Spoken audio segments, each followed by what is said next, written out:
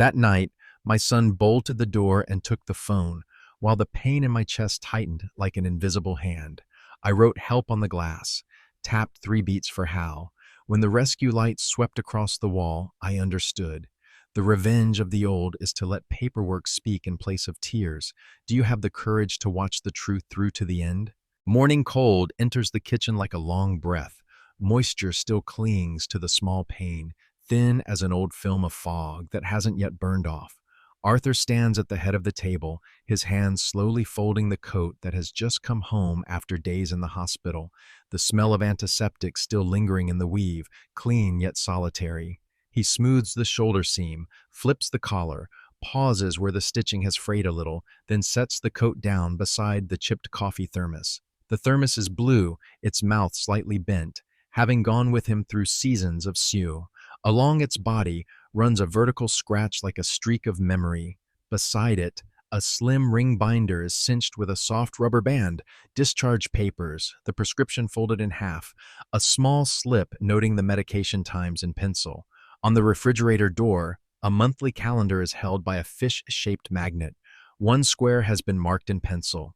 Meds, 7 a.m., call Hal. The strokes don't tremble, but are a little fine, as if the writer didn't want to trouble the paper. Arthur taps that square once, lets his fingertip rest for a second, then takes out his wallet.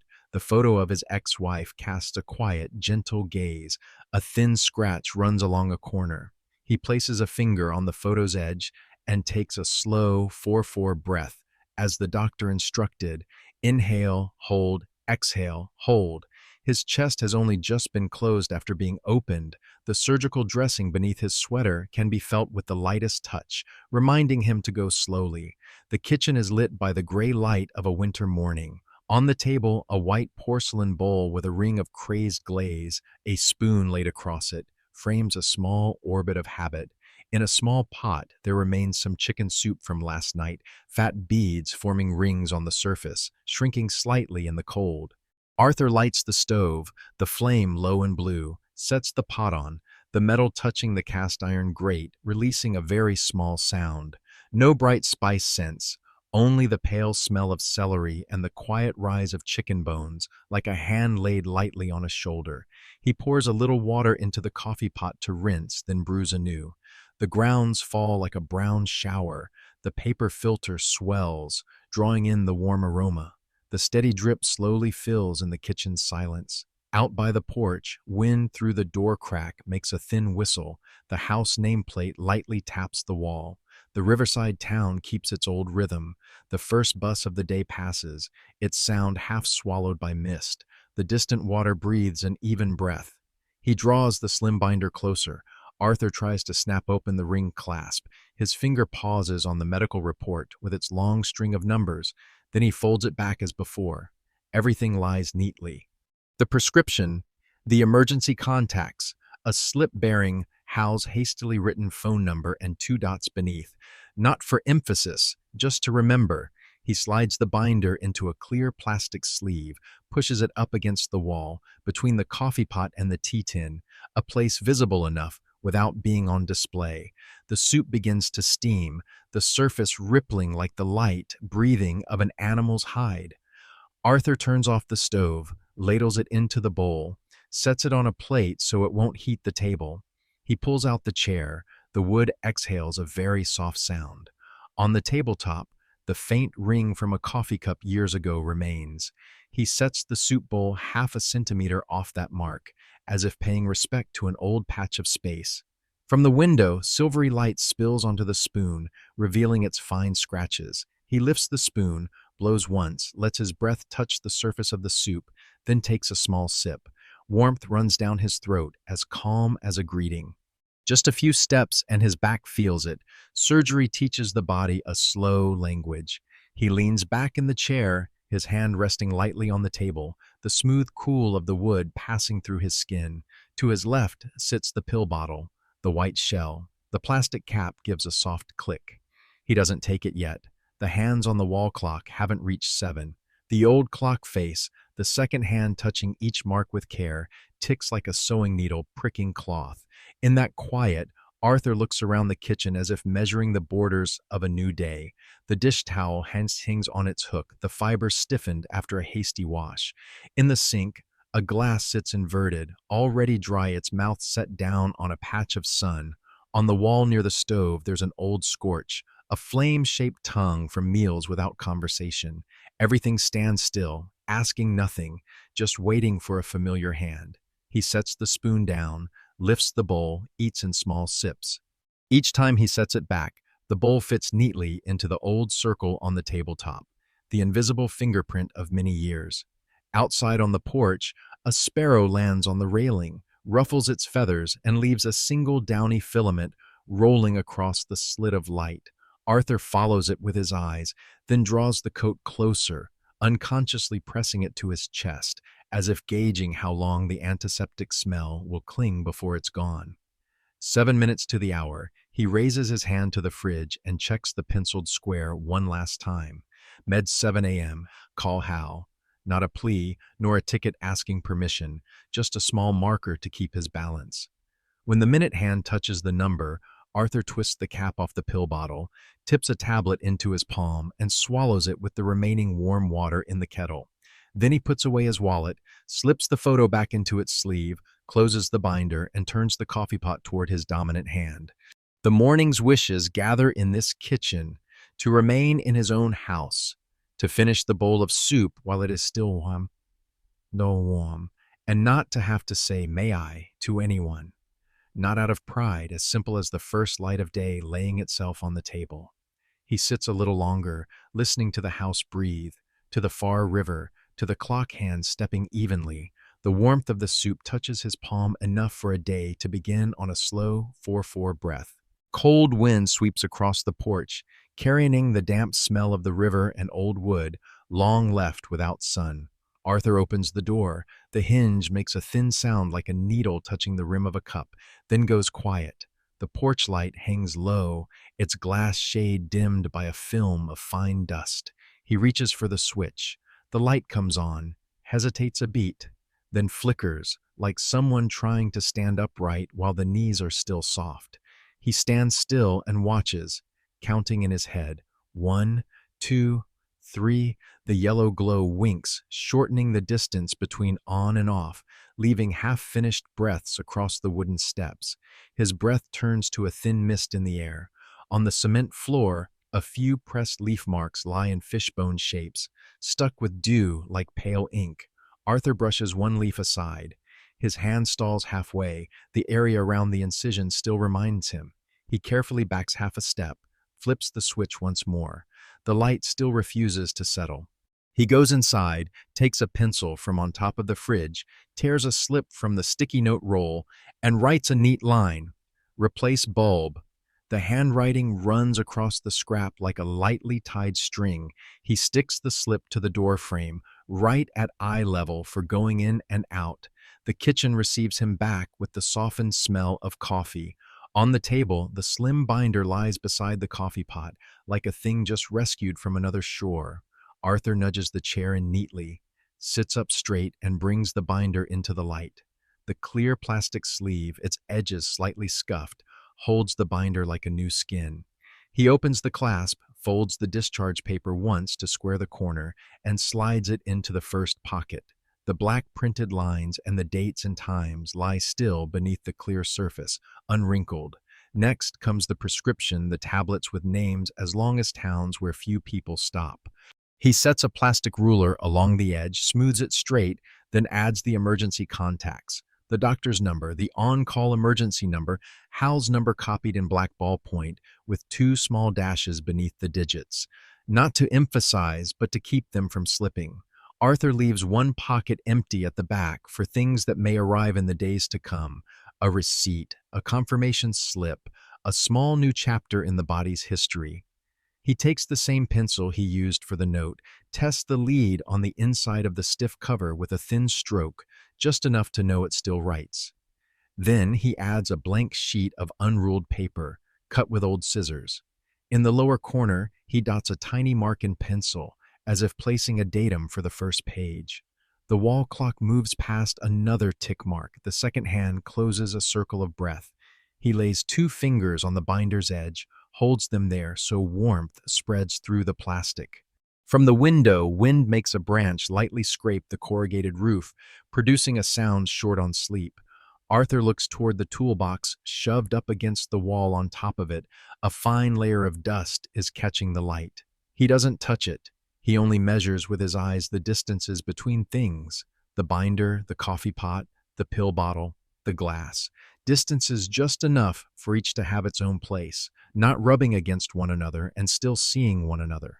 At the table's edge, he places another small sheet, copies the morning's date and hour, the script straight and even. Below it, a short line, not for anyone to read, only the sentence he has heard in his head many times, but on paper it leaves only a very fine dash, like a thread waiting for the day it will be sewn. He folds that sheet in half and slides it into the outer pocket of the plastic sleeve. There is no need to display a promise. It only needs a place to live. Arthur closes the binder, hearing the plastic brush softly against the board. He turns the binder so the spine faces the door, so that when needed, his hand can fall right on it. His eyes pass once more over the row of papers, an order as clear as steps leading down to a yard unadorned, unhidden enough that anyone opening it could see the path. Beside it, the coffee pot is turned so the spout faces his dominant hand. Everything feels like a silent conversation among objects. He stands up and returns to the porch. The replace bulb slip is still there, its corner slightly curling with the cold. Arthur tries the switch again. The warm light blinks in a short beat, then settles a little, like a patient adjusting his lying position. He notes that small change, the way he notes the patience of his own body. Then he turns the light off, letting a clean darkness fall over the steps. Quiet is not abandonment. Sometimes it is a way to preserve the scene, to let everything speak by the place it occupies. Back inside, he sets the binder on the low shelf beneath the telephone table, right above the old cloth gloves. Below, the hand-woven rug has a worn line like where the river bites into the bank. Arthur sits down, listening to the clock's tick, as if listening to someone say his name very softly. His hand closes, not tightly, just enough to feel the pulse beneath the thin skin. The porch's cold still lingers at his collar, but in the kitchen, the smell of coffee and the leftover warmth from the soup hold steady. There is no spoken oath. He only squares the binder's corner, aligns the paper edges, places the pencil in the small tray, the barrel parallel to the table's edge. He knows that from now on, if anything is out of place, a switch turned off for no reason, a lock newly scraped, a footfall out of rhythm objects will point the way. Papers, times, positions. He will let them speak with the care of someone keeping a winter notebook. A few words, a photograph, a receipt, an invisible fingerprint of habit. Out there, the river keeps flowing. In the house, a small slip clings to the door frame. Replace bulb. It asks for nothing more than an afternoon with time and a chair with sound legs. Arthur pours another half cup of coffee, sets it in the old ring on the tabletop. Warmth rises enough for a hand to hold a resolve that needs no sound. The objects are settled. The kitchen finds its rhythm again. And he, with the binder sheathed, steps into the rest of a day that is slow, orderly, trusting in the way truth shows itself when everything stands in its proper place. The riverside town wakes to sounds pitched very low, water touching the concrete bank like someone breathing evenly, the wheels of the early bus rolling across the steel bridge, the distant church bells dropping down in cold increments. The smell of damp mud and the smoke of breakfast cooking from the main street mingle and hang idly in the mist. Small shops haven't turned on all their lights. The laundromat leaves its door ajar, warmth pouring out and clinging to the glass in a fogged smear. The bakery marks the day by the scent of rising dough and brown sugar. The library turns on a single desk lamp at the circulation counter, the lamp like a night fishing light on the river's surface. Arthur's house sits a step back from the walkway, the wooden porch creaking each time the wind touches it. One plank on the steps is older than the rest, darker like a rain stain that refuses to recede. Fine dust settles on the porch light's shade. When switched on, its halo will break into speckled rings, like the lights of a boat moving through fog. The front door's blue paint has faded. The handle is cold, polished smooth where hands have habitually touched. On the wall beside the door, there's an unfinished patch of paint someone meant to cover a chip, then forgot. In the living room, the TV is turned off into a black frame. The screen's glass reflects the window opposite, bringing into view thin black branches sketched onto a lead-colored sky. On the low shelf, the remote lies face down.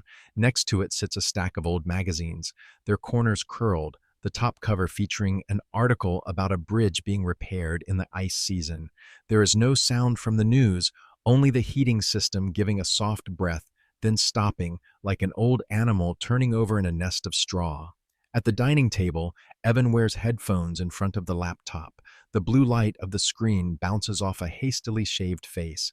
His eyelids blink in time with the tabs opening. His fingers type steadily quick, but not loud. The spacebar sometimes held a beat longer, creating a small gap just enough to catch the faint click. On the table by his elbow, the coffee cup has left a dark ring. The steam is gone, leaving a hint of artificial almond in the air. The headphone cord runs under his collar and disappears behind his neck, like a tether tying him to a sound only he can hear. Lena stands at the bookcase, arranging spines by color. She starts with the blues, dark at the bottom shelf, lightening upward, then shifting into green, yellow, red. Each time she pulls a book free, the covers brushing one another make a soft sound, almost a breath. When she sets it back, the spine touches the shelf with a small tap, thin as wooden chopsticks touching the rim of a porcelain bowl. A thin cloth is draped over her wrist. Each book is wiped before it goes into place, the dust transferring from cover to cloth. The shelves gradually turn into an orderly rainbow, pleasing in a way that soothes tension through symmetry.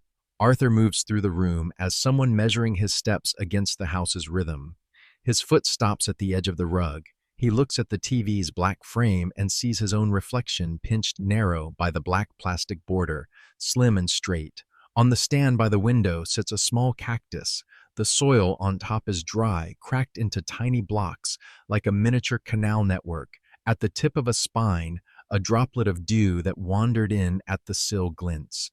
The window faces the river, but from here one sees only a patch of sky and taut power lines. In the corner, Arthur's toolbox has been shoved up against the wall. The red metal box has paint chipped along an edge, the handle slightly bent from being carried off-center many times. The lid is shut, the lock unlatched. A fine dust rests over it like a thin powder.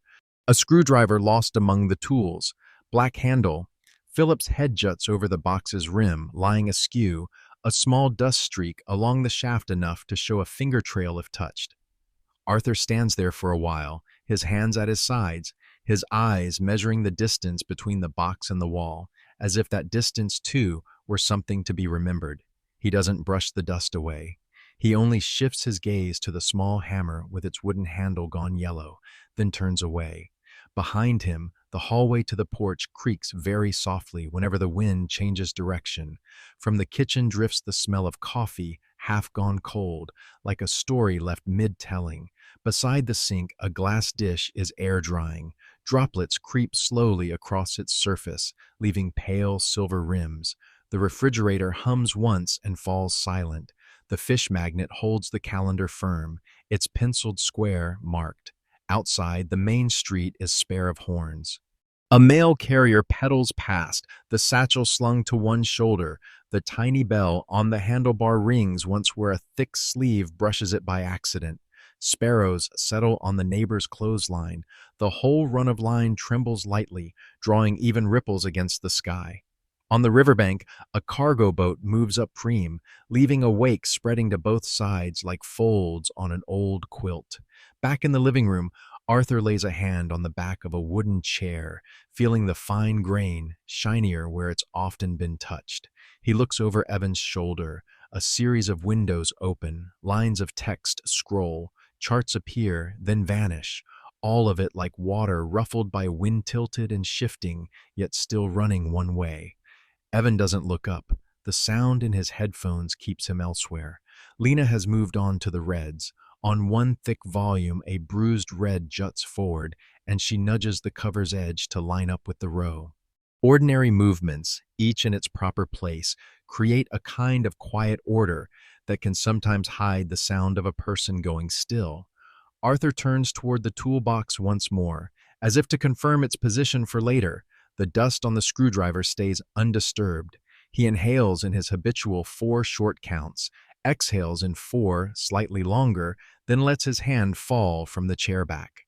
Somewhere out there, the river keeps to its old course, slow but steady. Inside, the TV remains a black frame, reflecting the room. The wooden porch still creaks when the wind slips through. The young people are absorbed in their screens and their color order. Everything stands in its proper place, or nearly, and that almost is enough for an old man to map in his head like a silent chart of the morning. Dinner arrives more as a task than a meeting. On the wooden table, a white glazed plate lays out cold cuts in thin rows, the edges of the slices curling from the cold. Beside it is a basket of pre-cut bread, the white crumb exposed like evenly made cuts. At the head of the table, a chair has been pulled slightly out, défend, but no voice invites. A napkin, folded in half, lies still on the seat, just brushing the table's edge like a sign left by an accidental hand. From the opposite side, a chair draws a thin scrape across the tile. The sound passes through the room like a small blade slitting the surface of the quiet, then sealing right after. Evan slips past, one earbud still in, eyes not leaving the screen in his hand. He places a slice of meat on the bread, adds another to cover the surface, then folds it and shifts the weight to the plate. The mustard, once opened, bursts out quickly, then dies, leaving a very thin sting in the air. Lena passes the bookcase, her finger touching the spine of a sea blue volume, checking the straightness of the row like measuring the room's breathing. On the table, salt and pepper stand as a pair. On the glass salt shaker, a thin, damp strand clings to the cap's threads, catching the light into a silver streak. The butter knife sits alone on a plate, stuck with a few crumbs, its tip dried from waiting. Beside the basket, a plate sits empty, lined with parchment, défend. But it has been there long enough for the parchment to curl a little at the edge, like a letter never sent. Arthur pours water into a cup. The pour drums against porcelain with a sound heavy yet hollow. He stirs once. The spoon touches the cup's side, makes a small sound, then falls quiet. Steam whitens for a moment, then fades, leaving a faint ring at the cup's rim. He sets the cup into the old circle on the tabletop, the darkened glaze mark from many seasons past, and nudges it flush, like someone straightening a picture frame to square the shoulders. The ceiling lamp spills a spongy yellow light, not warm enough to soften the cold cuts. On the clock, the minute hand edges past an even number, the ticking beats steadily, keeping time for the small gestures. The refrigerator behind his back vibrates once and stops. The duct in the wall sighs, as if someone had just pulled a cloth from a mouth. Outside on the porch, the wind knocks the light shade, a short clatter, then gives the silence back. Evan eats with the plate on his knees, the sandwich broken into 2 uneven parts. He swallows quickly, sets the plate on the table's edge. The chair scrapes another thin streak across the tile, finer than the last. Lena pours herself a glass of water, goes too far. Water spills in a trail down the side of the glass onto the table, spreading into the shape of a leaf. She dabs it lightly with a napkin. The paper rubbing the wood sounds like a whispered apology. No one says anything. The words, eat, if they were in anyone's mind, have already dissipated like the steam just now. Arthur lifts a piece of bread, sinks his teeth into the crust, hears a small crackle in his teeth, then sets it down. He raises the cup, tries a sip, sets it back exactly where it was. The wooden table exhales a very soft sound beneath the porcelain base. On the far side beyond the saved chair, the back of an absent person appears in the chair's curve. On the tabletop, knife and fork are already paired, leaning toward each other like 2 branches blown together by the wind. The napkin is laid there, its fold squared, one corner slightly raised where it touches the stem of a glass, motionless like a slow reminder. A winter fly wanders into the kitchen, flies low, stops at the edge of the meat plate, then lifts off again. Evan takes his empty plate and moves off quickly. The chair returns to place with a neat shove. Lena pushes in the chair she was using, the seat leaving a small, glossy patch from human warmth. They leave the dining room without making a sound, leaving only a faint mustard smell and a few crumbs clinging to the folds of clothing. Arthur uses the tip of his finger to slide a crumb off the tabletop. It falls into his palm, and he lets it fall farther to the rug. The cup still sits in the old ring. He tilts his head toward the saved chair. The open space on the table before it is like a pane of clear glass, with nothing set upon it, so clean you can see the grain beneath. He counts a 4-beat in his head in, hold, out, hold, then reaches to square the plate of cold cuts. The plate turns by the slightest angle. The lamp casts a different streak of light. That's all. At the window, the curtain stirs. Beside it, the cactus pot's surface soil is cracked like a miniature river map. A car passes on the street, its light sweeping quickly across the wall, flicking over the butter knife's handle, flashing like the blink of an eye, then gone. From the living room comes the very low sound of a TV still off, only the black frame reflecting the dining room, in which an old man with his cup set flush in the old ring sits straight-backed, his eyes fixed on the empty chair as if using an invisible ruler to measure the family's absence. He lifts the cup again. The spoon grazes the cup's side, a sound fine as a thread, then silence. So silent you can hear a drop of water fall from the bottom of Lena's glass to the rug, sinking without a trace. Arthur sets the cup down, his palm resting lightly on the tabletop, feeling the wood's cold pass through the thin skin. Dinner passes like a strip of fog. It has shape, it has scent, it has sound. Then it dissipates. What remains are the things in their proper places: plate, knife, cup, the ring printed on the wood, and a saved chair, patiently keeping a place for a presence whose return no one can name. Morning enters the room as a thin white layer. On the window pane, dew gathers into tiny beads, pooling along the lower edge like handwriting that hasn't had time to dry. Arthur wakes earlier than the alarm. In his chest, a heavy mass rises slowly and then pushes the breath back toward his throat. He lies on his side, trying to adjust his shoulder so it won't pull the bandaged area, counting in a quiet 4-beat inhale, hold, exhale, hold, but the breath forks like a river meeting submerged rock. On the nightstand, the phone lies beside the pill bottle and a quarter-folded instruction sheet. The charging cable hangs down like a line of ink. He reaches out. The dry knuckles of his fingers touch the cool wood surface. His arm shivers in a small beat enough for the phone to slide half a centimeter. The screen flares briefly, shows the medication reminder, then goes dark. Arthur shifts position, loads his weight onto the good shoulder, reaches again. The mass in his chest drops by 1 notch, but at the edge of his vision, small black specks have begun to flicker like dust on old film. The door stirs before he can reach the phone. The knob turns part way, making a thin, raspy trickle of worn metal. A shadow stretches long across the wooden floor, cutting through the pale stripe of sun. Evan steps in with the assured strides of someone at home, shoes without heels, dark socks, no sound slides, his gaze across the table, and stops exactly where the phone is. His fingers pinch it, neat as picking up a playing card. The screen lights once more, reflecting the bones of the hand that holds it, then disappears into his pocket. No words, only the faint morning smell of soap passing and fading, leaving behind the emptiness left by an object that has just vanished. Arthur keeps his arm suspended in the air for 1 more second. His palm closes over the space that has been withdrawn, like a cold object cooling in the hand without any shape. The heaviness in his chest quiets for half a beat to make room for a band of heat spreading from the throat down the sternum, a thin strip of anger that doesn't break into sound. He lowers his hand to the sheet, teases loose a stray thread, and winds it around his index fingertip as if to hold fast what has just slipped.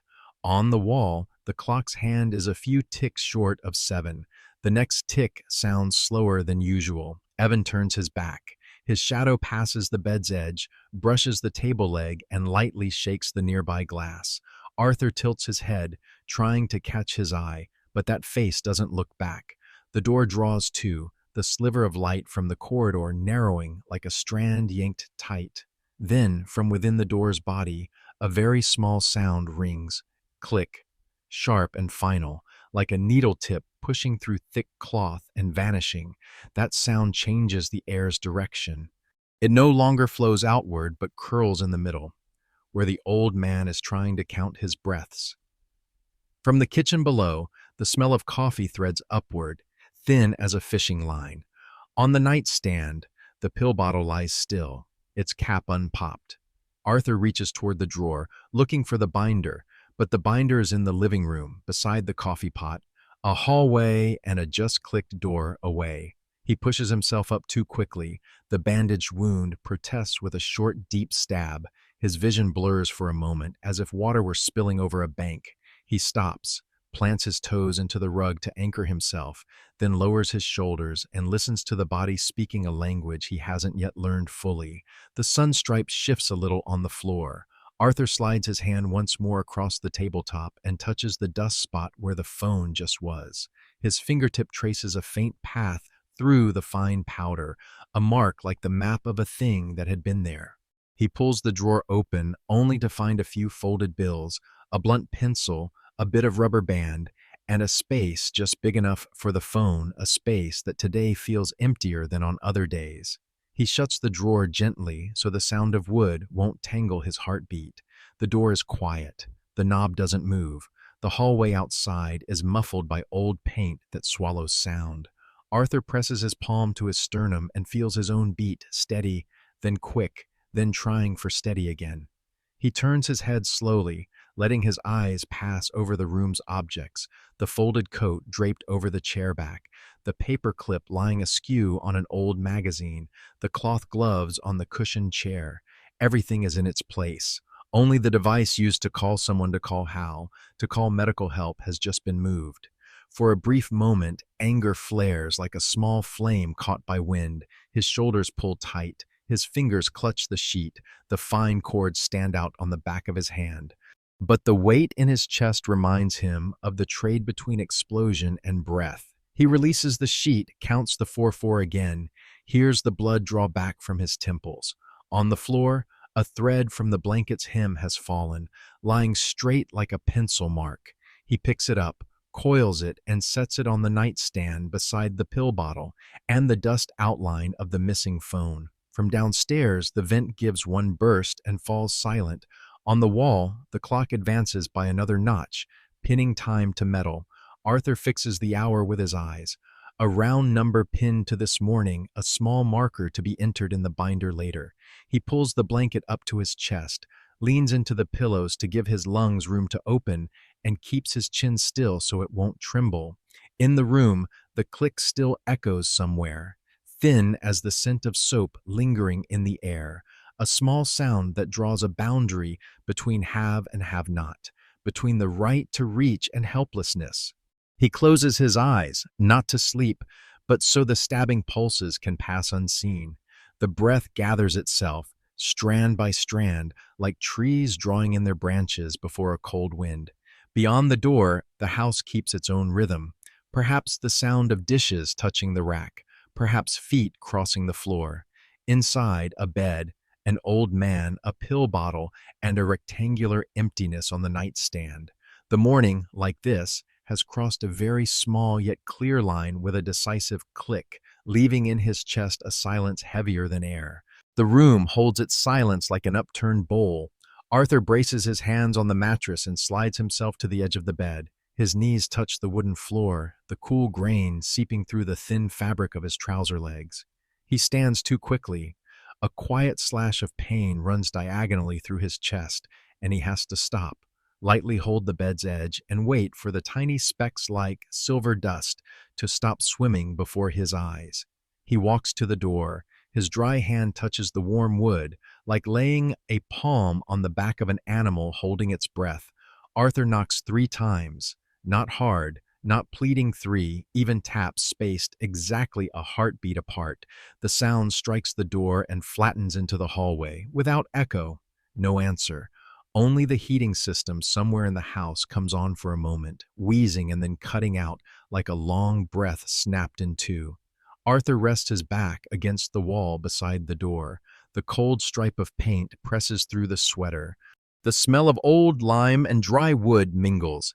He closes his eyes and counts his breathing so he won't faint. 4 in, hold. 4 out, hold. Beneath the surgical bandage, his chest moves carefully, each strand of muscle like a thread drawn slowly through the eye of a needle. The vessels at his wrist tap lightly, as if someone were knocking from inside his own body. From downstairs, the smell of fresh coffee begins to thread upward warm, brown, with a faint bitterness at the end. It follows the stair like a thin smoke, clinging to the banister, looping the door frame, slipping beneath his nose and past, leaving at the nape a feeling more empty than consoling. Arthur opens his eyes and looks at the thin strip of light under the door. A pale yellow filament, broken by dust in the wood seam into floating motes. He kneels and puts his ear close to the floor, hears only wind in the venting, and very far off footsteps, like someone crossing another room. He pushes himself up and goes to the window. The glass is cold as winter water. Arthur lays his forehead to it. The chill lightens the small vessels at his temples, sharpening his mind one notch even as his body slows. His breath leaves a ring of fog on the pane, swelling and then dissolving like a small cloud casting off from shore. The grain of the wooden frame shows clearer, paint cracked like crow's feet, a speck of dust caught in the glazing compound, motionless. He sets his palm on the window latch as if to take his own pulse, then moves away. Back at the room door, his hand closes on the knob. The cool metal tilts only slightly under an old man's force. Arthur tries a turn. The knob goes half a rotation, makes a soft catch, and stops, like a polite refusal. He holds that posture a moment, the joints of his hands showing the blue cords. In the quiet, he can hear his heart through the bandage, not perfectly even. 2 beats close together, one set farther apart, then trying to find the old spacing again. He lets go and lays his hand on his chest, feeling the small knocks like a spoon touching the rim of a cup. Cold sweat beads along his neck. One drop slides down his collarbone, oddly burning in winter air. Arthur rests the back of his head on the wall, letting the spine take the weight. He closes his eyes again, counts 4-4, and on the exhale feels the air pass through a narrow way in his throat, like wind forcing itself through a door left barely ajar. A car passes in the street. The sound wave moves through the thin wall like a gleam of water, then is gone. In the room, the bedside clock speaks with persistence, pinning time into the air like tiny nails. Arthur looks toward it and fixes a number in his mind, the way someone stamps a margin later. If needed, that number can serve as a marker. He turns his head toward the window, where the first breath ring has vanished, leaving the glass clearer and colder than before. He tries the knob again, slower, as if reaching to touch a frightened animal. The metal holds at its stop.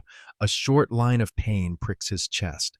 Arthur withdraws his hand and rests it lightly on his belly, counts, waits. On the floor, a thread fallen from the blanket's hem lies straight like a ruler's line, reminding him to move slowly. He inches a step toward the bed.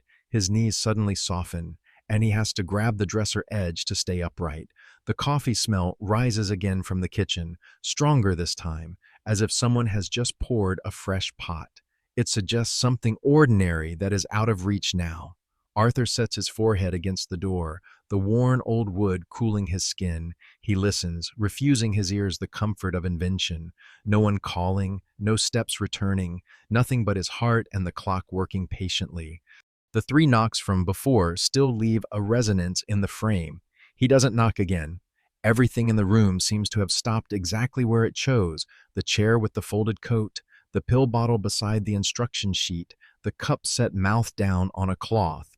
Arthur draws breath once more, as full as he can without over-tensing the bandage, holds, then lets it go. His breath films a thin line along the window's edge, smaller this time and quicker to fade. He sits on the bed's edge, his back still to the wall, both feet flat on the floor as if shod to it. He lays his hand on the bedspread. His fingertips find a stray thread and roll it between 2 fingers until he can't feel it anymore.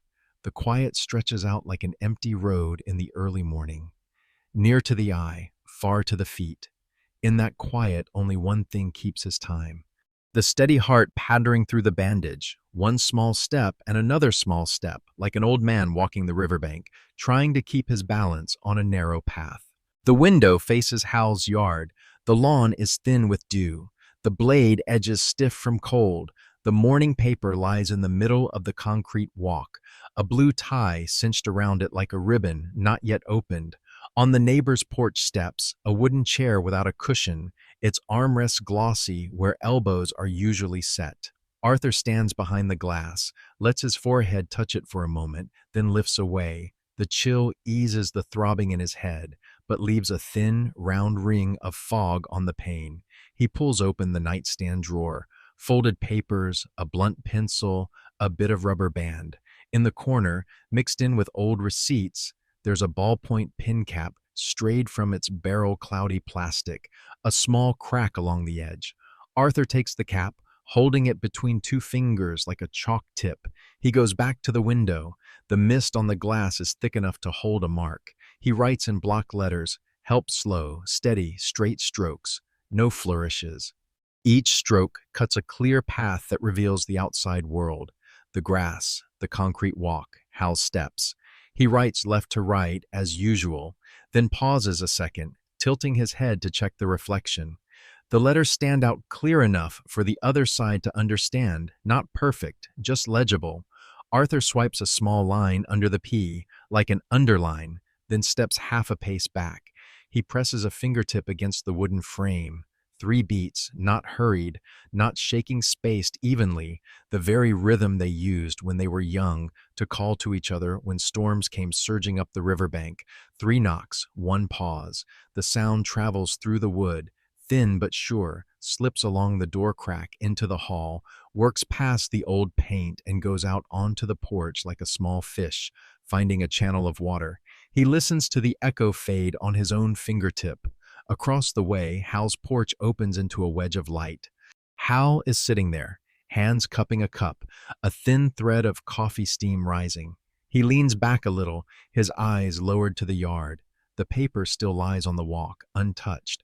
Arthur waits. His breath misses the H and makes its edge tremble slightly, but the strokes hold. His left knee reminds him with a quiet twinge. Arthur shifts his weight, keeping his back pressed lightly to the wall to give his heart room to run evenly. Somewhere in Hal's house, the heating system hums once and stops. On the porch rail, a thin strip of sunlight slides, touches Arthur's window frame, then drops to the carpet. Arthur lifts the pin cap again and goes over the strokes, darkening the corners so the letters won't be eaten away by the dew too quickly. Finished, he sets the cap on the sill, parallel to the frame, as if putting a tool back into its groove. He knocks 3 more times, softer now, just enough for the sound to reach outside. Between the knocks, Arthur turns and lifts the curtain a short span so the light can catch the letters, making them stand up on the glass like wet ink. He stands at an angle so his body won't block the strokes. In his head, he counts 4-4 to keep his breath as gentle as possible. On the porch, Hal suddenly stops the motion of lifting the cup to his mouth. He sets it on the rail, a very soft clink of porcelain. His face lifts toward Arthur's window. At first, his gaze passes over as if sweeping the familiar morning scene, then it snags on the pane. Hal squints for a beat, as if adjusting focus between mist and letters. Arthur feels something in his chest loosen by half a turn. Hal leans forward a little. He rests one hand on his knee to gain leverage, the other reaches toward his coat pocket. The gesture is familiar, smooth, like a man who has been doing exactly this right thing for years. He stands, his eyes never leaving the window with the lettering, half his body already turned toward the walk. At the foot of the steps, the paper remains, its blue tie still twisted. On Hal's face, the morning's tone shifts from loose to intent as plainly as when clouds suddenly sheer across the sun. Inside, Arthur lets his hand fall from the glass, leaving the 4 letters to do their work. He lowers his shoulders, settles his back more firmly to the wall, and feels his body calm under the old counting command. Downstairs, the smell of coffee still rises, but this time it has somewhere to go. On the other porch, a man has just set his cup down, and in the eyes that have just lifted, a small spark bright enough for the one on this side to hold, by standing still and counting his breaths, has lit. Arthur steps away from the window frame for a single beat, then turns to the picture frame hanging askew on the wall opposite the window. A photograph of a bend in the river in autumn, the surface mottled with the birch leaves gold. He slips two fingertips behind the frame and nudges it very gently. The metal hanger scrapes the nail with a faint sound, thin as a needle touching porcelain glaze. The frame's glass catches a stray shard of sunlight. Arthur tilts it another degree so the strip of light shoots across the room, strikes the window pane squarely, and flings itself into the yard like the signal motion a boatman uses to cut water. On Hal's grass, the beam draws a searing sword stroke and goes out, enough to pull the eye of a man looking down at the walk. Hal is already half on his feet. The hand on the coffee cup lets go. The coat front gives a light lift. The hem swishes past his knee. He leaves the stoop in two short steps, the third a little longer, like a man who has decided there is evidence enough to leave the region of silence. The newspaper on the concrete roll skews, the blue tie twisting another loop as his heel slides by. Hal slips his right hand into his pocket and pulls out his phone, the screen lights casting his skin in the morning's cold color. His shoulder tilts slightly toward the gate, his eyes never leaving the lettered pane across the way. Arthur touches two fingertips to his sternum, feels the knock beneath the bandage, then lowers his hand to steady his breath. He returns to the frame and adjusts it another half degree, just enough for the reflection to flash a second time, sharper now, landing on Hal's porch rail and popping a white streak on the wood like an accent mark. His breathing gathers into the old 4-4. Each hold is a knot to keep the heaviness in his chest from bursting loose. His forehead still keeps the window's cool trace. From downstairs, the smell of coffee climbs a notch and mixes with the faint paint scent of the wooden frame. No overwhelm, only a reminder that life is operating somewhere beyond the room. Outside, Hal lifts the gate latch with just enough force. Metal touches metal without ringing, the sound rebounding only in the hand that holds it. He moves quickly onto the walk, his left hand holding the phone close to his chest so it won't slip in the cold air, his right turning into his pocket for keys, or perhaps the unconscious habit a body has when a decision is needed. His mouth presses thin, a horizontal line along the jaw, an unspoken sign of someone who has chosen a direction. The phone rises to his ear. His thumb slides once across the screen, stops, then taps two short beats. Hal walks faster along the stretch of sidewalk toward the main road, the edge of the grass brushing his heels with a thin rustle. On this side, Arthur steps half a pace back from the window so as not to flare the glass. He keeps his eyes at street height, through the slit of the half-drawn curtain. The view frames itself. Hal's gatehead, the gray-painted picket fence, a slender maple leaning at a gentle angle. The room's clock hand touches a mark. Arthur pins the number to memory as if stapling a receipt stub.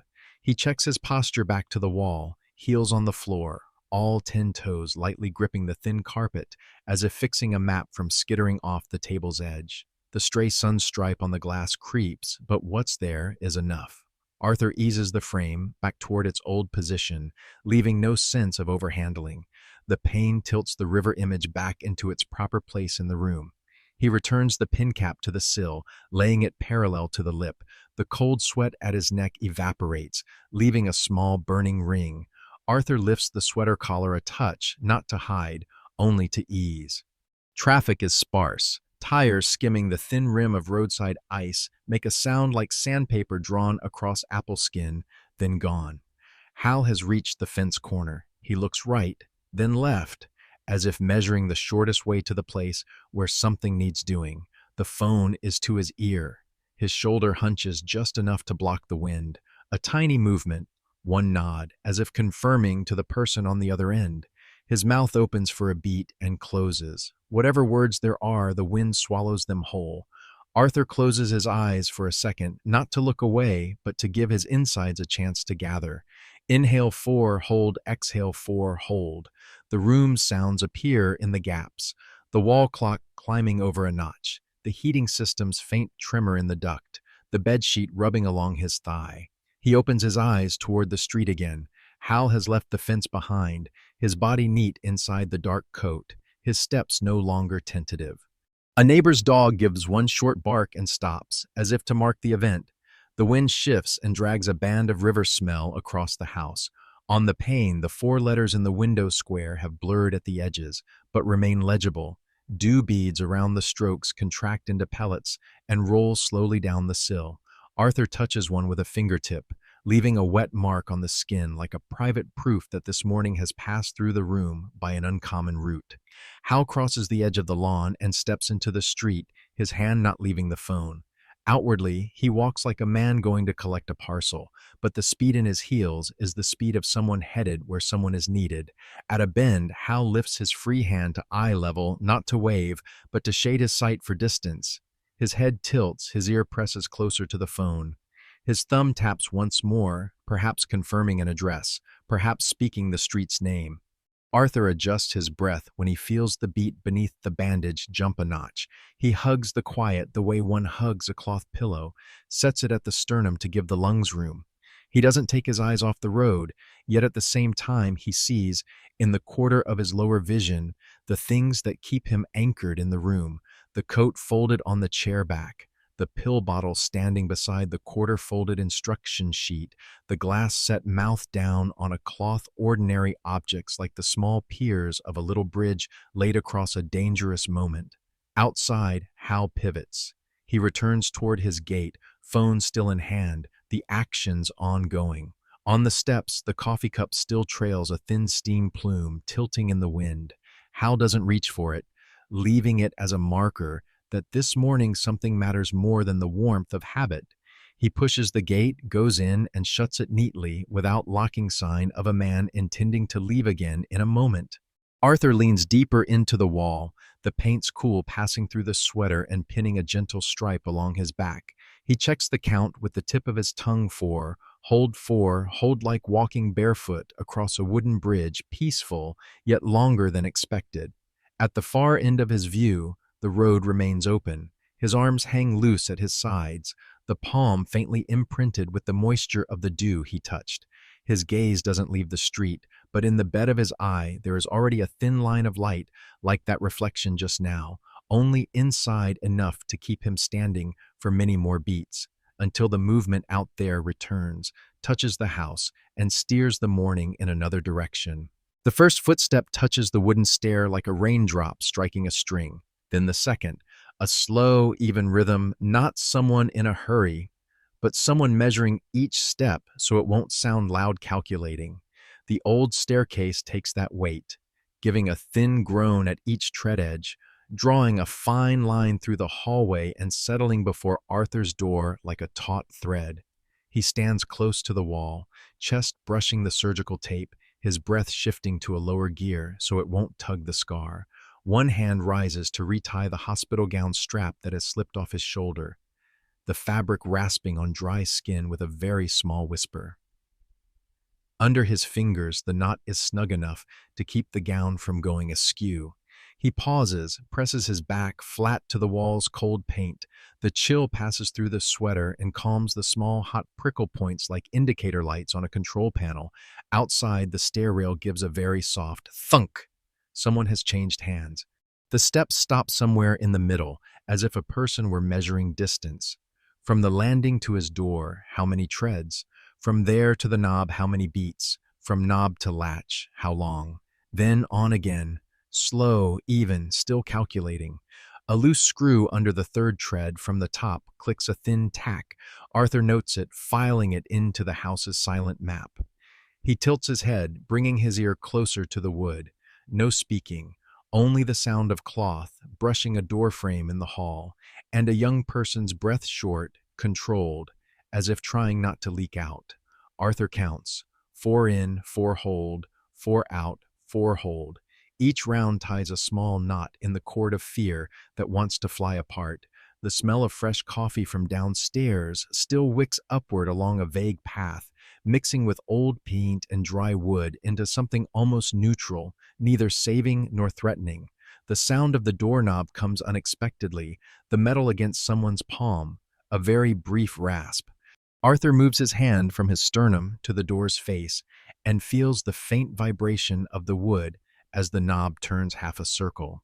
The pressure stops abruptly at the catch, a silence the length of a single heartbeat, then the knob releases to where it was, giving the air back its previous gentle flow. No key, no order given, no open up.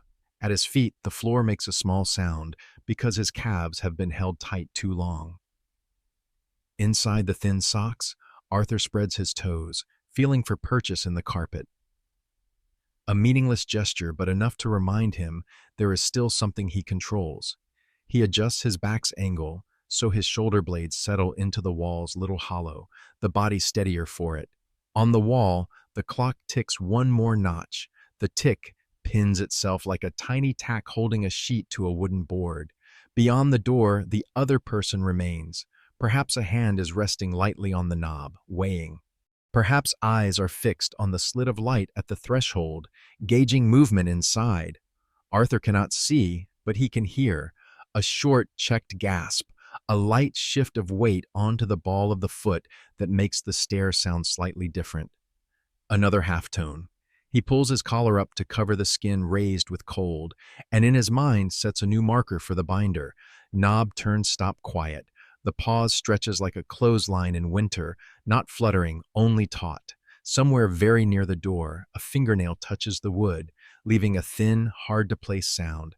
Then a step backs away, weight transferring to the other foot, the second tread answering. The descent begins, slow, even, still calculating, as if the person has finished measuring and tucked the decision back into a pocket. With each tread down, the taut string in Arthur's chest slackens by a millimeter, but it doesn't snap. He stays still and keeps counting 4-4. A draft slips through the window seam and brushes the faded letters on the dew. The edges of H-E-L-P are now blurred like chalk a sleeve has accidentally smeared. Arthur glances aside at the picture frame, set straight again, its glass throwing a pale square onto the floor. He notices his hand is trembling, very slightly, the tremor of someone who has held a cord longer than muscle was made for. He lays that hand on the wall, palm flat, all 10 fingertips pressing just enough to feel the fine grit grains in the paint. The last stair outside touches down onto the hall floor. The sound changes register from wood to cement. There is another short pause, half a beat, then quiet. The house returns to its bed track. The heating system breathes, a far pipe whispers. The clock works on with patience. Arthur lets his shoulders ease, but he doesn't leave the wall. He feels the pulse under the bandage shift from fast toward even. Those small burrs still lurk. He doesn't knock or speak. Silence here is not surrender. It is his way to preserve the scene, to let every detail stand in place. Steps, knob, pause, ready to testify for him if needed. Downstairs, something metal touches the stove with a ting, as soft as a spoon on a cup.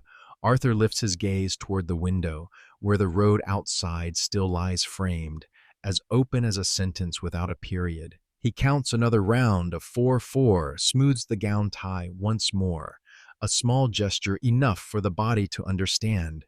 We are still here, we are standing upright, and we are waiting for what ought to come.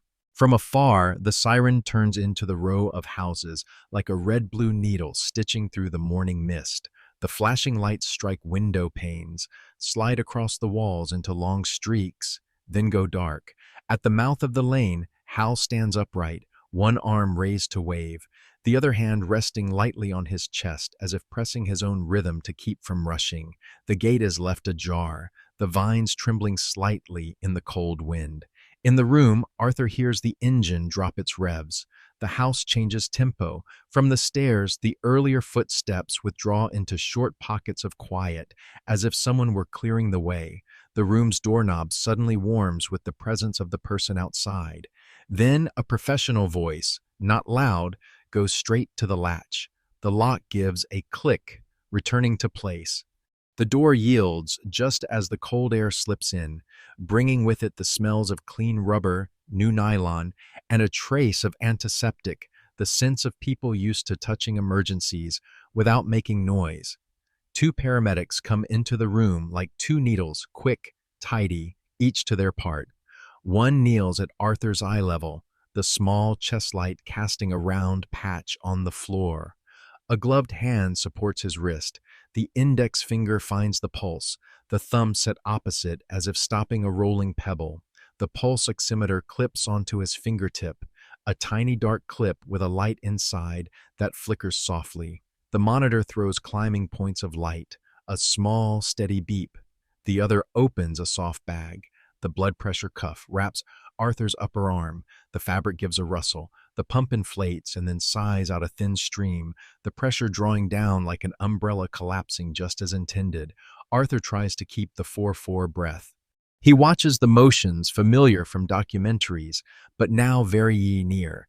The felt tip making a dot on the paper wristband, the electrode warming on skin and sticking down like a little fish clinging to rock. The leads snap neatly into the monitor with a click. The whole room seems to shrink just enough to make space for these maneuvers. Everything else steps back toward the walls. The chair, the folded coat, the pill bottle, the glass looking on like silent witnesses. At the lane's head, Hal still waves. When the gurney is opened, the clean plastic popping from the metal frame makes a soft sound like opening a new notebook. A thin blanket is laid over Arthur's shoulders.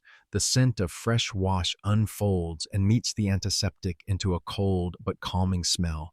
They lift him with an even count as one would lift a delicate plank. 1, 2 counted very low, but the hands understand. The gurney wheels tap the door jamb, make a neat turn in the narrow hall, then down the stairs, each step a clean and certain handoff, the wheel pins on wood sounding like a beat. Through the porch, the sky opens. Hal has stepped aside, holding the gate and lining a path for the wheels. As the gurney glides past, Hal inclines his head, giving Arthur one brief look, just enough. No words, only a quick nod, as if to steady him, as if signing a name on the bright edge of the morning. Arthur's breath settles a notch, making room for the monitor's even beep. Red-blue light runs across the gurney's surface, caps the blue-veined hands, then fades. In the rig, the door closes with a soft thump. The small compartment hums gently as the vehicle shifts into gear. The attendant at the head of the gurney fastens the chest strap across Arthur, the other hand nudging the oximeter back into place after the vibration. Each movement has an anchor, a lid, a strap, a clean surface. The radio crackles a short string. Someone reads off 3 numbers with the street's name. Arthur looks up at the ceiling and sees the long, even light panels, a cool white. He straightens his shoulders along the gurney's edge, lays his palm on the blanket, the index finger touching the fabric, holding it like a thin cord. The hospital receives them with sliding doors and a deeper disinfectant smell. The emergency lobby is bright, white curtains dividing the space into identical squares. Footsteps, the roll of wheels, monitors beeping on heart's time from many directions, gather into a background that isn't hurried. Arthur is brought into an empty bay. The curtain draws a trim edge. The monitor plugs into waiting ports. The numbers stream and lock to rhythm. An older nurse with silver hair wound neatly steps in. She sets a cup of water on the small table. The cold sweat on Arthur's brow recognizes the warmth of the water the way the body recognizes land. She gives him a short look, slow brown eyes, not many words. Her age-spotted hand slides a thin flyer under the cup to keep it from drifting. The paper's edge shows a line of blue type, Elder Care Adult Protective Services. The flyer is as light as a leaf, but with its own weight, the weight of a power line drawn to proper tension. She doesn't add anything. The same hand then sets itself beside Arthur's, on the bed's edge, not touching. Just there, leaving a distance just enough that, if he needs to squeeze, there will be a place. The curtain stirs. Outside, someone pushes a med cart past, the rubber wheels tapping evenly across the floor seams. Hal does not come in.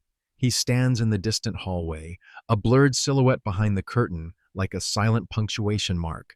Arthur looks down at the flyer beneath the glass-white paper, blue letters, a few clear headings.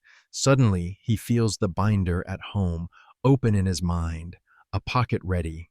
The rim of the glass prints a water ring on the paper, leaving a faint mark exactly where it belongs, like an official stamp that needs no ink.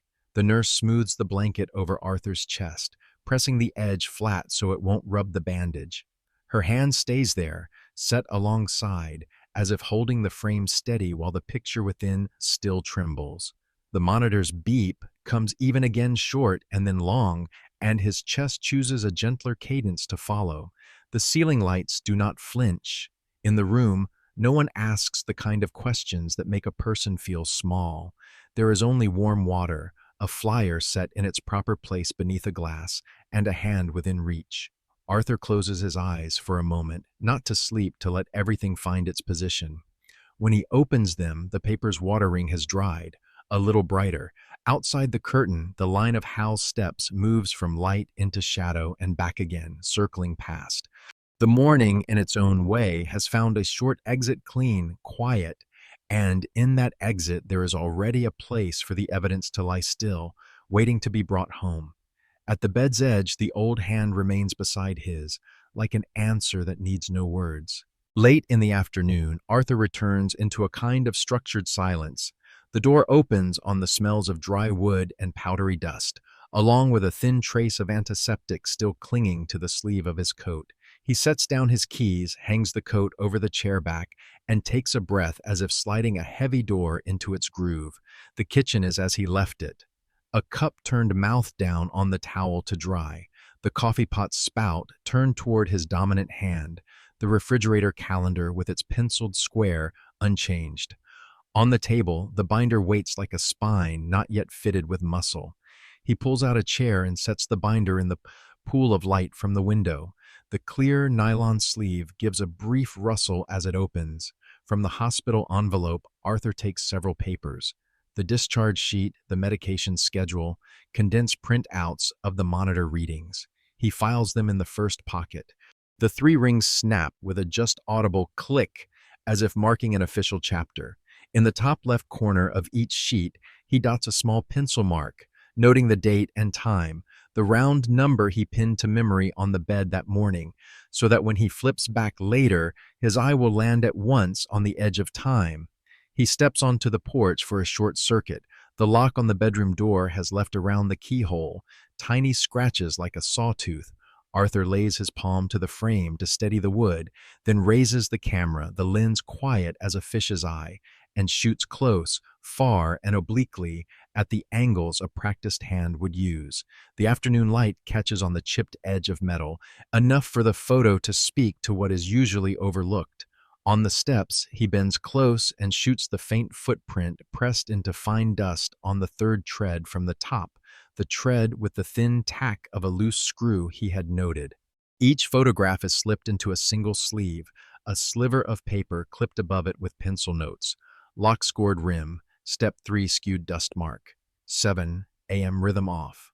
When he comes back in, there's a soft knock at the front door. A manila envelope skates through the slot and comes to rest square on the rug as if measured. Arthur picks it up, the faint warmth of fresh printing on paper, the envelope's corner bearing the letter H. In a familiar hand, small and neat. Inside is the smart lock log printed from the app, a column of times, the state lock-unlock, the door's location. The timelines run straight as roads without a bend. With a plastic ruler, he draws a thin pencil line through the key points. It's an arrow that runs from the morning's click to roughly the time the medic truck lit its siren on the row, then sleeves the whole set into a large pocket and places it just after the photo set. Between the two stacks, he slips in the emergency contact authorization. His hand had signed it at the hospital, the paper's edge covering the faint, not quite dry sheen of the water ring once stamped beneath a glass. Everything fits, not by accident. The toolbox that had been shoved against the wall is drawn forward. The metal lid pops up with a gentle thock. Arthur takes a small oil can, the long straw like a needle, and touches it to the bedroom door hinges. One drop, then another half-wick quickly through the metal seam. He tests push and pull. The squeal becomes a rounded breath. The remaining hinges are tended the same way, one by one in order. The house's sound runs smoother with each drop of oil. Afterward, he stands under the porch, twists the light shade, removes the old bulb, its threads blackened with soot, and screws in a new one. The switch goes up. The yellow light holds steady, no flicker. Arthur stands one extra beat to check, then turns it off, keeping a clean darkness until it is needed. Inside, the binder continues to be filled with order. On the first page, he pastes a hand-ruled table of contents, scene photos, lock steps, time of pain matched to record, door log printed by Hal, emergency contact authorization, notes, events, and time. Under each heading runs a dotted line for page numbers. Arthur checks each pocket again, photos not overlapping, printouts uncreased at the corners, the log with no pages astray. He adds 3 colored tab labels, their edges showing along the binder's spine, so a stranger's eye could find the right place within a single breath. His hand pauses on the pencil. He tests the lead on the back cover. A thin stroke appears and fades, enough to tell him the graphite is still good. He pushes the chair back and sets the binder at the table's edge near the phone spine facing the door. Fresh coffee is poured halfway, warmth just visible to the eye, set flush into the old ring on the tabletop, the darkened glaze opening like a socket for the ceramic to sit exactly. On the floor, he places 2 chairs facing each other, one back to the wall with a full view of the table, the other at the opposite edge. A distance just enough for a shoulder, a notebook, and no knee-to-knee. He wipes the wooden seats with a damp cloth. The grain comes up clear, smooth, true. He makes one last round of the house, his eyes passing over the points he's touched: hinges, light shade, door handle, steps. Everything, after a day of shaking, has been set back, the objects quiet, but their voices more exact. Arthur returns to the table. He opens the binder. The paper edges brush the wood with a sound like a page opening right to the place. The scene photos lie to the left, the log and authorization in the middle, the hospital papers and the contents page to the right. On top, a blank unruled sheet for notes with a pencil. He writes 5 timelines, the markers like rivets, pinning the morning's cloth down to the table. Cold from the porch threads through the newly oiled door seam and becomes an even coolness. Arthur lifts the cup, warms it across his palm, and sets it back into the old ring. On the opposite chair, the empty seat, the back aligned with the table's edge, stands ready for another body, another pair of eyes. He takes it all in, slowly, like a builder checking a bridge before letting people cross. No ceremony, no speech, only papers and scratches called by their right names, times corresponding, the porch light already set, and 2 chairs arranged in a way that leaves no road back into vagueness. Arthur closes the binder and hears the rings catch into their groove. The sound isn't loud, but it fastens a resolve. He lays his hand on the binder's spine and holds for 1 beat, 4 in, 4 out, so warmth can pass through the thick cover. Outside, the sky darkens a tone. The river's face will be dusk soon. Inside, the small things have taken their places. The rest is only to wait for the listener to come across the now silent porch, take the seat opposite, and let the binder speak for what he need not say aloud. The doorbell doesn't ring, only a short knock, just enough for the sound to slip past the freshly oiled hinges without rousing the house. Arthur goes to open it. The porch light holds steady, no flicker. On the step, a woman in a gray coat with a slim file folder and a district officer with a blue cloth-bound notebook. Behind them, Hal stands off to the side at the head of the walk, hands in his pockets, eyes kept at the level where adults speak. Arthur nods, makes way with a neat gesture, and leads them down the hall to the table. The 2 chairs are already set. The woman takes the chair opposite, pulls off her wool gloves, draws on a pair of thin, disposable gloves, snapping them into place with a very soft pop. The officer stands alongside, notebook open by habit, pin clipped to the cover's edge. Arthur offers no preamble. He sets the binder on the table, turns its spine toward the listener, then opens it as one opens a book whose creases one already knows. On the left, scene photos, shots of the scored metal around the keyhole, the afternoon light biting into the serrations, the third step showing a skewed dust mark, a faint print of half a foot. In the middle, the discharge sheet, the time of pain dotted in pencil at the margin, the medication schedule folded in half, the smart lock log printout with H handwritten in the corner, the open close marks running straight as trees along a riverbank. On the right, the emergency contact authorization, its corner once soaked by a water ring now dry, leaving a pale, bright halo like an invisible stamp. Arthur lays the pencil beside each marker, moving in date-time order. His finger pauses a brief beat at the morning's number, then to the lock photo, then slides to the door log reading locked at the exact minute of the clock held in his memory. Every motion is even, not pressing on anyone, only pressing on the hour. The woman nods slightly. The pen tip taps the paper with a small tick, like a clock confirming. The officer leans to let the light fall on the small print. His eyebrows move along the line of numbers, and now and then he traces a very thin arc in the air with a finger, a habit of one who remembers by motion. After a while, the body cam on the officer's chest chirps a battery beep. He taps it off, apologizes with a short tilt of the head, then returns to his page. The woman removes one glove to sign the receipt for the documents. The ballpoint touches the paper and makes the particular sound of her signature, a tiny pause at the start, a straight run at the end like a seam stitch. The glove she just removed crumples into a small pellet and drops into the kitchen bin with a soft, non-echoing thump. No one asks why. No one says the word fault louder than necessary. The woman ticks a box midway down the form, the stroke decisive, the small square filled with a single X. A line of text rises under the heading like a road just opened, an entry noting obstruction of access to medical care, a long phrase but straight, standing centered on the page, leaning only slightly to the right. The officer writes the case number, reading it silently. He tears a slip from his notebook and sets it on the binder's edge, like a quiet promise that the next steps have something to hold on to.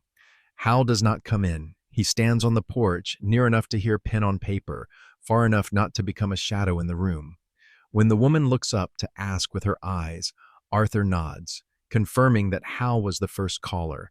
A small note is added at the corner of the page, the script slanted, neat.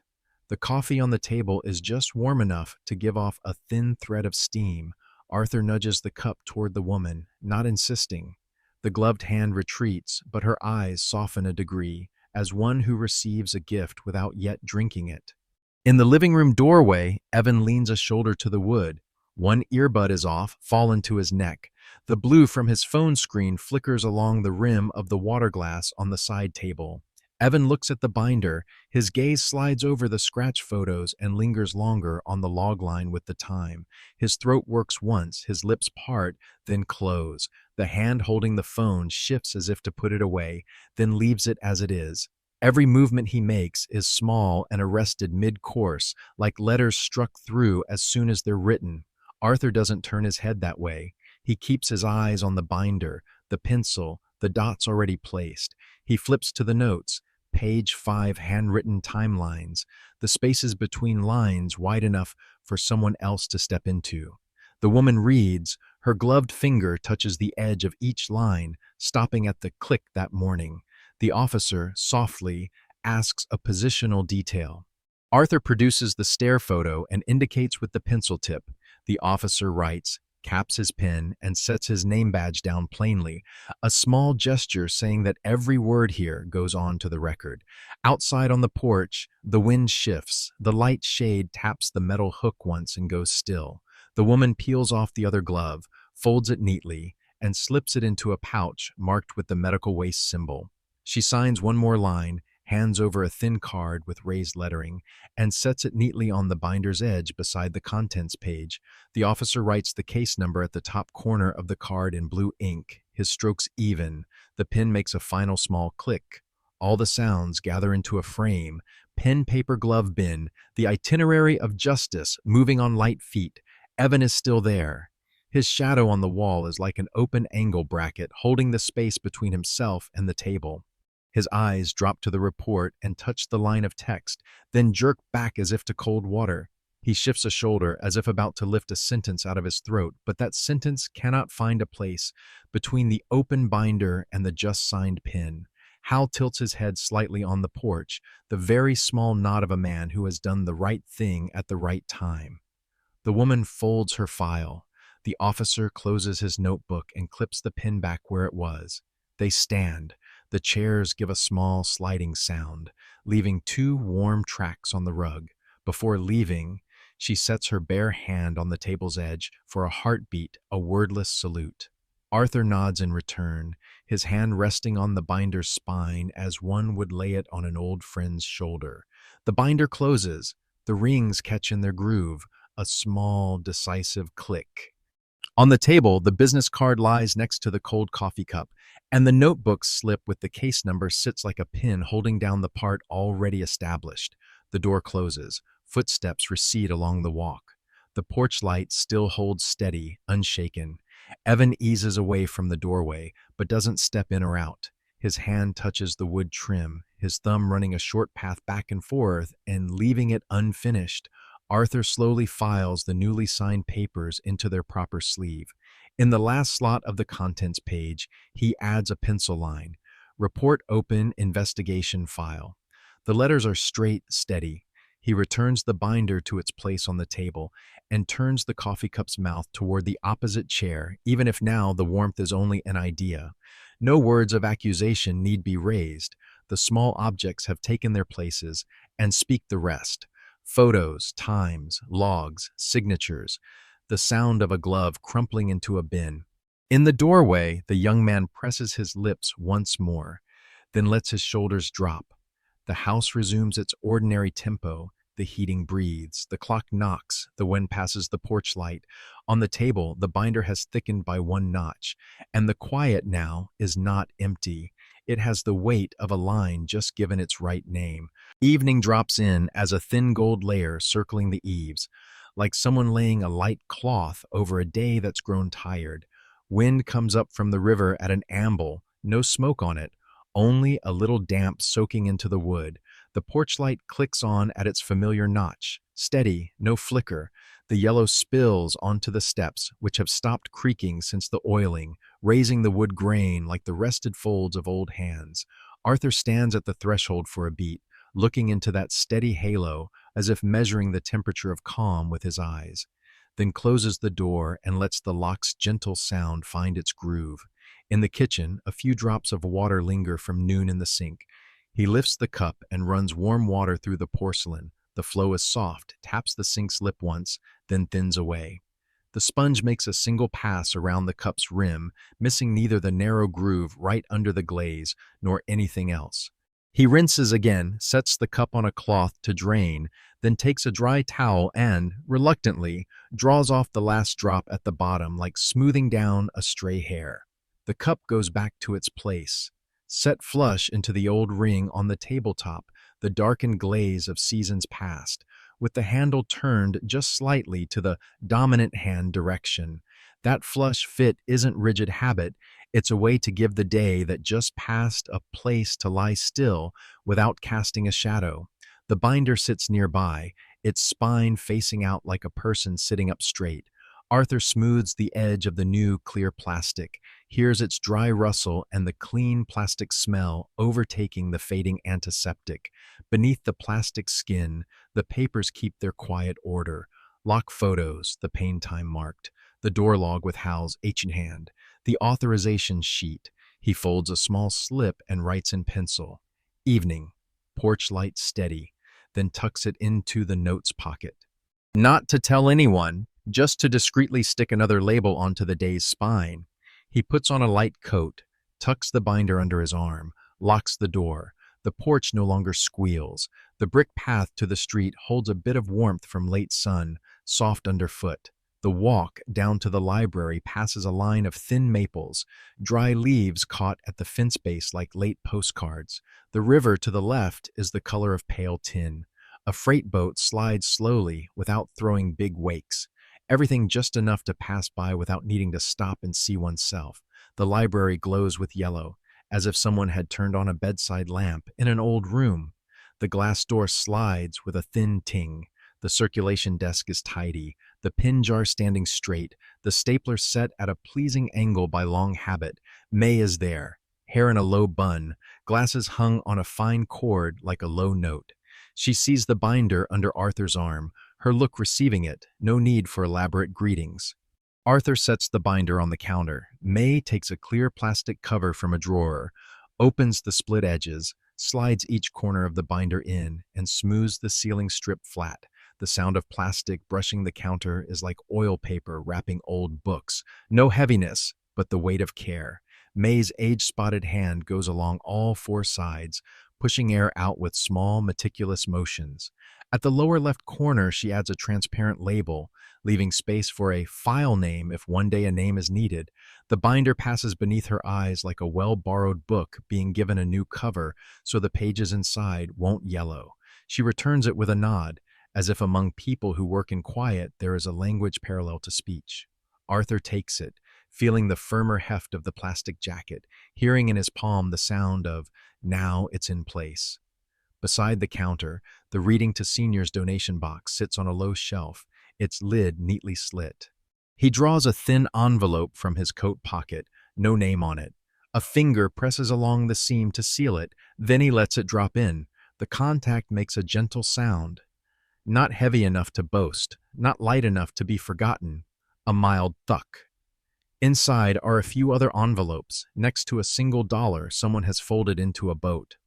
Arthur looks for a beat, recalls the dry paper smell at home, then nudges the box a half-centimeter closer to the wall so it won't catch the draft from the door.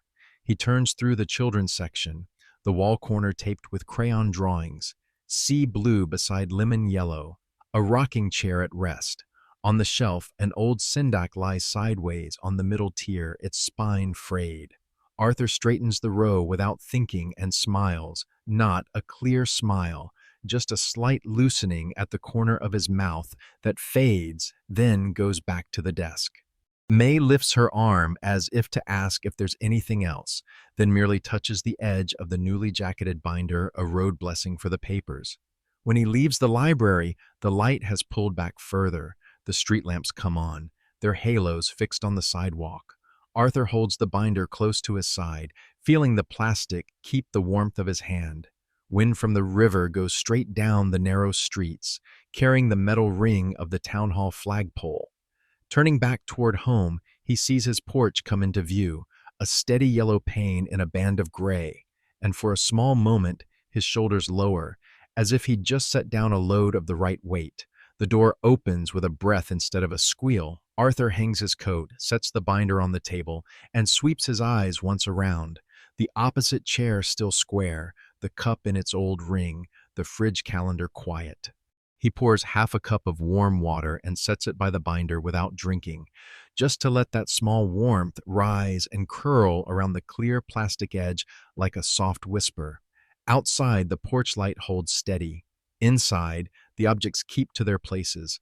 Arthur pulls out the chair and sits back down to his part, not to wait for anything grand to happen, but to hear what this small warmth has to say. It won't carry far, but it is enough that, over one afternoon, a man went out and came back, set a clean cup flush into an old ring, sheathed a binder, and slid a small envelope into a wooden box, humble actions raising an Eve that no longer flickers. Night arrives late, but unhurried. In the kitchen, Arthur lifts the chipped coffee pot from the makeshift corner of the shelf, where it has sat for so long, dries its base, then grants it a shelf of its own. He shims a thin piece of wood under the shelf's edge so the pot won't tilt, and sets a neat pencil label beside it. Coffee pot. A small gesture, yet like giving an old friend back its name. Through the window, the porch light pours in, steady, unflickering. The pot's glazed surface throws back a small round dot of light, no larger than a fingernail. On the refrigerator door, a new note is pinned by the fish-shaped magnet. The pencil letters are straight, unshaking. From now on, let the evidence speak. The rest, time. Arthur smooths the paper's two corners flat and hears the faint rub of paper against cooled paint. He steps back and takes in the whole. The monthly calendar with its penciled squares, the emergency contacts, and among them, the sentence just set down like a rung, just high enough to step. The binder lies on the table, the clear jacket snug around it, its spine facing the way in. Arthur opens it just long enough to let his fingers pass over the order of the sections in greeting. Lock photos, time of pain, the log bearing Hal's H, the authorization. Then he closes it and sets the binder on the shelf beneath the telephone table, its new place, easy to reach, level with a seated hand. On top, the porcelain cup sits flush in the old ring on the tabletop, the handle turned toward the dominant hand. A very thin warmth, like a stripe of breath. In the living room, the two chairs still face each other. Arthur squares the chair legs on the rug so they won't wobble, and with his fingertips smooths the grain lines of the seat as one might smooth a sleeping child's hair. He lays a small folded wool scarf on the opposite chair, not to keep warm, but to say that here there is a place to sit down without having to justify oneself. The phone vibrates one short beat. The screen brightens in his palm. Dakatoyode, from Hal. 4 words, no period, no emoji. Arthur keeps the screen lit a second longer, then lets it go dark by itself. He doesn't reply at once. The small light that just went out still clings at his fingertip, like an indicator that a circuit has closed. He goes out to the porch. The newly oiled hinges let the door open with a breath. The porch light holds steady, laying just enough gold along the steps. On the third tread, the screw that once went tink is quiet. River wind pushes a clean cold into the hallway. The shade quivers lightly, not striking the hook. Arthur stands a moment, back straight, a hand on the rail, feeling the smooth wood give back his warmth. He checks the bulb one more time with his eyes, not from doubt, but out of courtesy to the thing that will guide someone arriving late. Back inside, he packs a small Kit 1 spare bulb, 1 hinge oil bottle, 1 Phillips head screwdriver into the drawer under the sink. The items nest neatly into one another, like letters lining up to make a sentence that doesn't yet need reading aloud. The cabinet closes softly, without a squeal. On the table, the porcelain cup is still a little warm, just enough that when 2 hands hold it, a person knows he is not alone. The heating breathes evenly. The wall clock steps 1 notch more. Arthur slips the keys off the hook and drops them into the small ceramic bowl by the door. A dry, definite sound. His eyes pass over the kitchen, the coffee pot on its own shelf, the note on the fridge, the binder within reach. Everything has a name, a place. The quiet is no longer empty. It has the shape and the weight of things done and left to rest.